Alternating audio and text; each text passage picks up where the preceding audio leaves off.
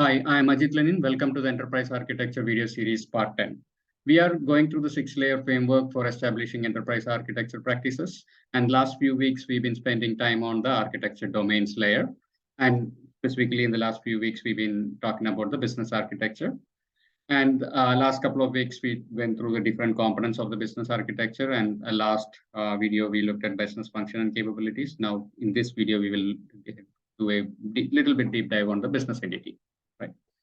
So let's define some of the key characteristics of business entities.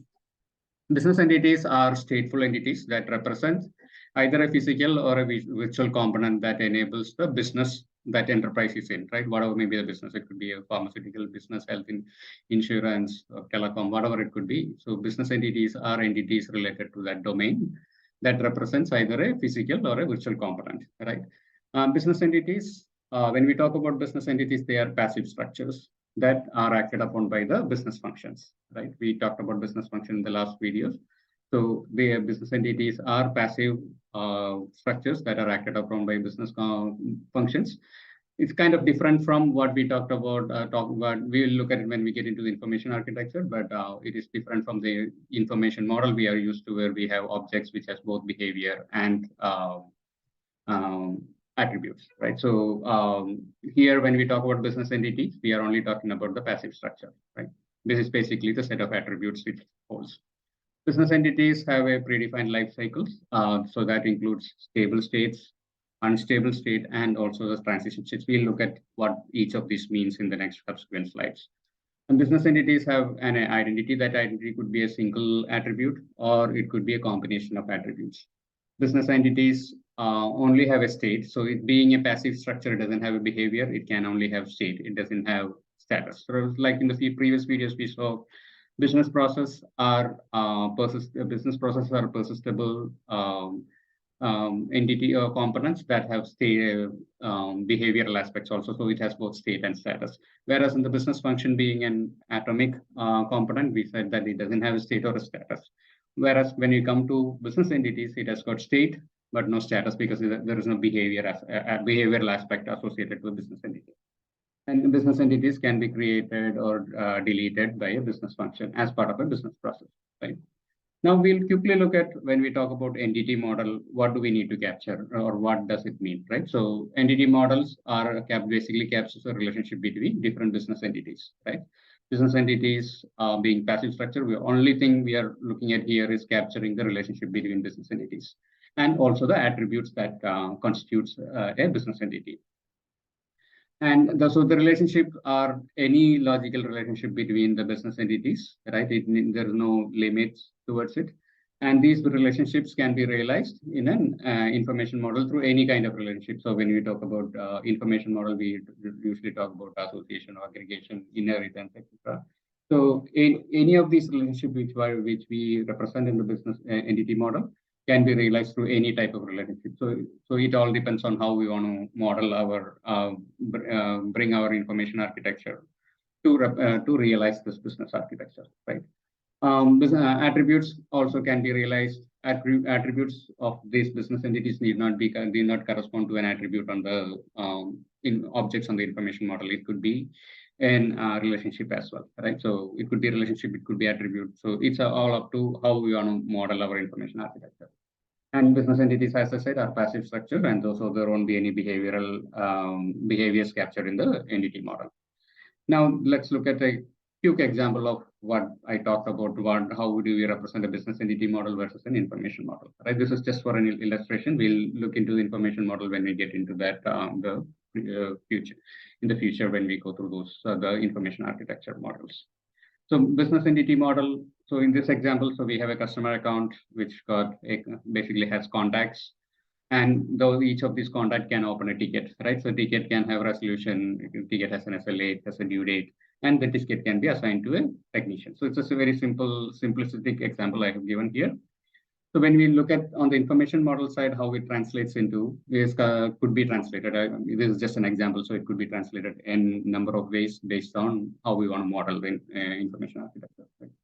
So customer account could have a relationship with the customer contact, but the name could be and continue to be an attribute, but the role can be a different object altogether and have an association with the customer contact object. And similarly, contact details, rather than having being an attribute of the contact object itself, can be contact details can be abstracted into another object. Right. Similarly, customer account have the state need not be an attribute, but very likely to be a separate object for reusability purpose. So we could have a lifecycle state as an object, and then so another key aspect here is on the business entity model side. When we look at it, it's a contact who's opened the ticket. So the relationship is between a contact and the ticket, right? Whereas on an information model perspective, it adds a lot of value. We have an association between the customer account object and the tickets, open tickets. So we should be able to get to the open tickets from the customer account object as well as from the technician side. We should be able to know what are the assigned tickets to him or her, right? Similarly, ticket can have an SLA. SLA can be a separate object. Similarly, resolution can be taken out as a separate object. So these could all be a reusable component when we abstract it out as a separate object, right? So the key thing I want to stress here is the only purpose of business entity model is to capture business as is, right? So in a very simple form, with free ways of representing the relationships, right? Which can be easily understood. Whereas information model, we are basically looking at reusability aspects and how the architecture is going to be built, etc. Right? So there could be a lot of difference between how we represent a business entity model versus an information model, right? And also when we look into business and information model, all of these objects also would start bringing behavioral aspects, right? So when we look at the business functions and the IT capabilities, those gets incorporated into the objects here as well. Right? Now let's quickly look at the entity lifecycle, right? So this is a simple representation. So we'll go back to the previous videos when we talked about business service, process, and function, etc. So business service can have is basically composition of multiple business processes, right? So let's look at an ordering as a business service, right? Order sales as a business service, right? It could be anything, right? It could be a telecom service which is selling a broadband service, right? So that's a sales as a business service. So it could have more than one business process. So order capture could be a business process, and order fulfillment could be another business process. And under the order capture, we could have basically adding products adding to the cart. This could be one business function, and submitting the cart could be another business function. On the fulfillment side, it could be assigning or provisioning could be the business function, and activation could be another business function, right? So the hierarchy here is business service, business process, and business function. The key thing, we talked about it in the previous videos also, the key thing I wanted to represent here is when a business service starts, all the business entities the business service deals with will be in stable state.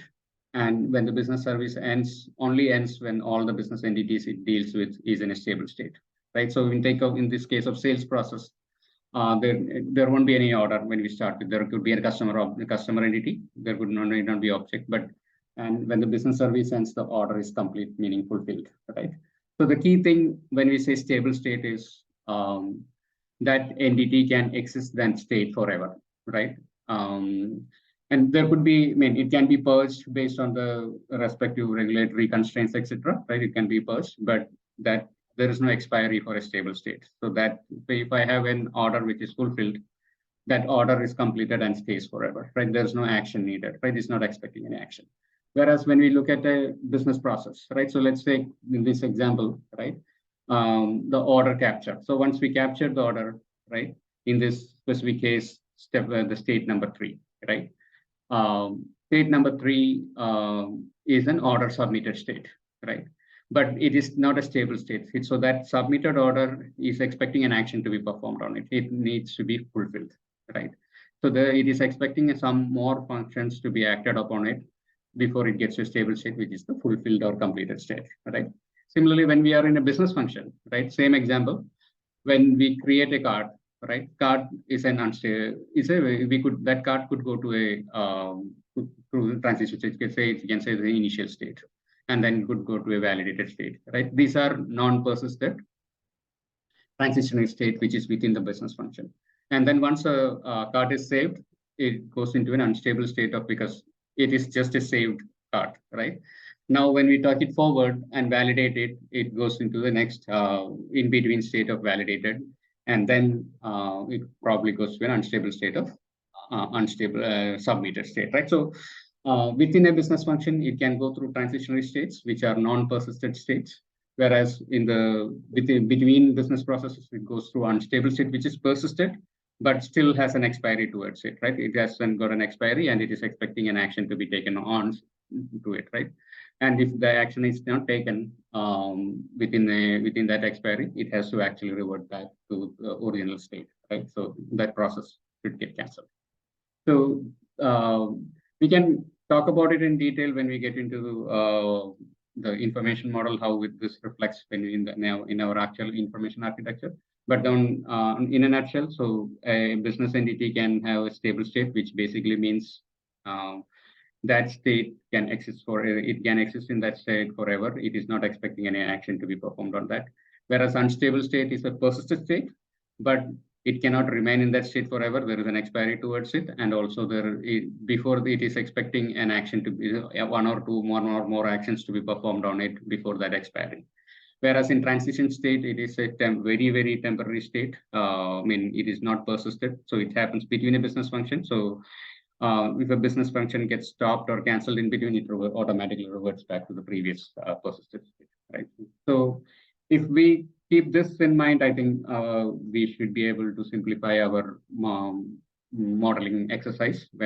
So just keep in mind the three stable states, three states, right? Stable, unstable, transition state. That will help us in the business architecture when we actually get into that, right? So, and another concept I wanted to talk about is aggregate business entity. So this is basically when we talk about aggregate business entities, it is or ABEs are a group of closely related business entities that together forms a cohesive business unit, right? So in this particular example, I'm basically looking at customer bill as an aggregate bill entity, right? Customer bill have one or more invoices attached to it.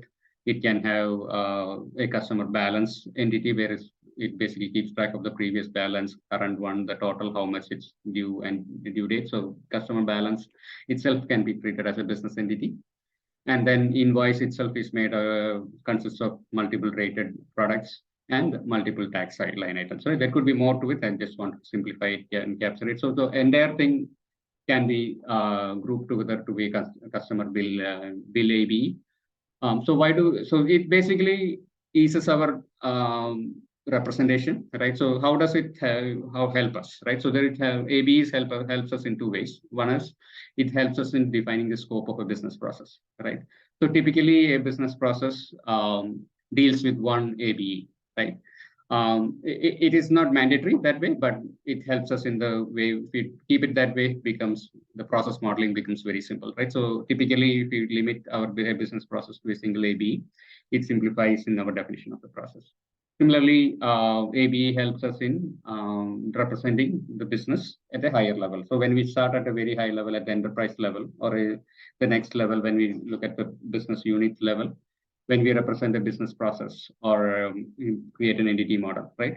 There, we cannot go into every single business entity. It may be better to deal with ABEs at that level. And then when we go into a slightly deeper level, we may be breaking them into the individual business entities, right? So that's a couple of areas where when we go with an ABE concept, it helps us, right? Now, we'll look at some of the relationships business entities can have. So business entities can inherit, extend or specialize as a business entity, basic inheritance, or it can be related to any business entity, right? Can be relationships. Business entities are used by business function or created or modified by a business function. We saw this relationship in the reverse way when we talked about business function. Similarly, business entities participates in business process. Business entities are composed of attributes, and business entities have states. Right? And when we talk about business entity, can have a number of states, but when we look at the actual runtime entity instance, there would be only one state at a time. Right? So this, on a very high level, these are the relationships. And how we'll just quickly look at how that relationships translate into the meta model for the business entity, right? So business entity can inherit from other business entities, and it participates in business process used by business function or created or modified by a business function. It has attributes and a state, right? On a runtime perspective, business process, an instance of business process, which is a process instance, on a set of entity instances participates in the process instance, and that entity instance, each of these entity instances have a set state, single state at any point of time. To summarize, we talked about key characteristics of business entities. We looked at business entity model, entity lifecycle, and we looked at the ABE concept. We looked at the relationships and the meta model. On the next video, we'll look at the events and feedback. Thank you.